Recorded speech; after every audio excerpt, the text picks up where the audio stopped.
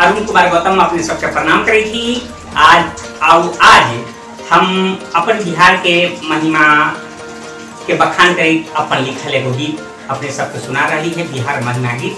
तो अपने सब सुनता थी और कमेंट में बताती कि गीत कैसा लगली से, तो सुनल जाए।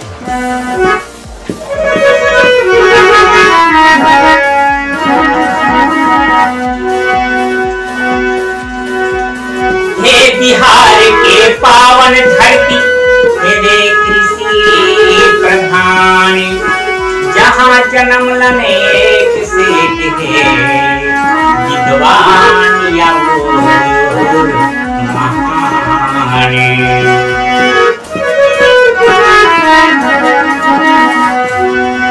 अरे देश में परदेश एगो हमारो बिहार सुन भाई हो। अरे देश में परदेश एगो हमारो बिहार सुन भाई हो। बहगे जहाँ पर गंगाधार सुन भाई हो, बहगे जहाँ पर गंगाधार। देश में परदेश एगो हमारो बिहार सुन भाई हो, बहगे जहाँ पर गंगाधार सुन भाई हो, बहगे जहाँ पर गंगाधार।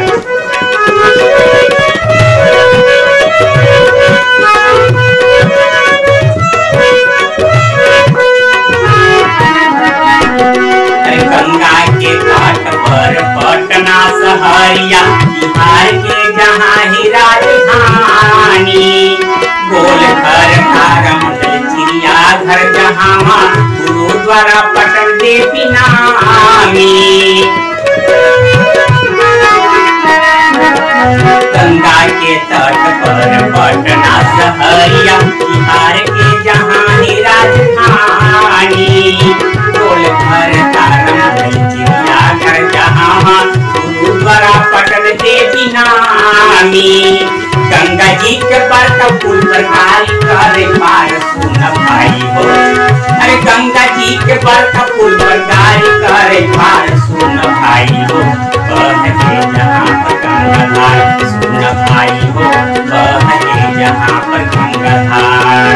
देश में परदेश एगो हमारो बिहार सुन भाई हो, बहगे जहाँ पर गंगाधार सुन भाई हो, बहगे जहाँ पर गंगाधार।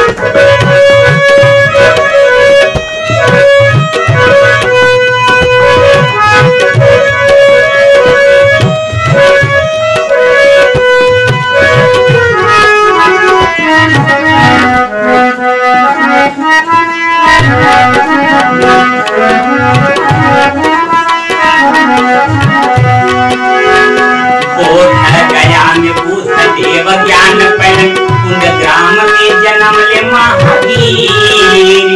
गुरु गोविंद पटना में जन्म ले जगदीशपुर में कुंवर सिंह वीर। बोध गया में बुद्ध देव ज्ञान पहन कुंड ग्राम में जन्म ले महावीर। गुरु गोविंद पटना में जन्म ले जगदीशपुर में कुंवर सिंह वीर। राजगीर नगरिया में ऊंचा पहाड़ सुन भाई हो। अरे राजगीर नगरिया में ऊंचा पहाड़ सुन भाई हो। बहगे जहाँ पर गंगाधार सुन भाई हो, बहगे जहाँ पर गंगाधार। देश में परदेश एगो हमारो बिहार सुन भाई हो। बहगे जहाँ पर गंगाधार सुन भाई हो, बहगे जहाँ पर गंगाधार।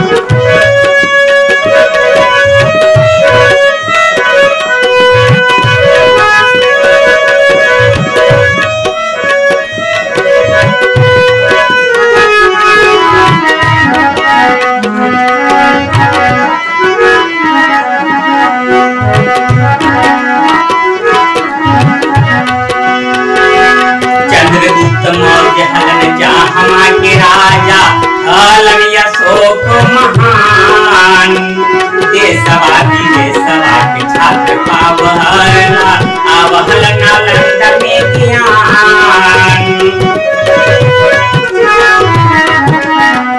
चंद्रगुप्त मौर्य हलन जहाँ के राजा हलन अशोक महान।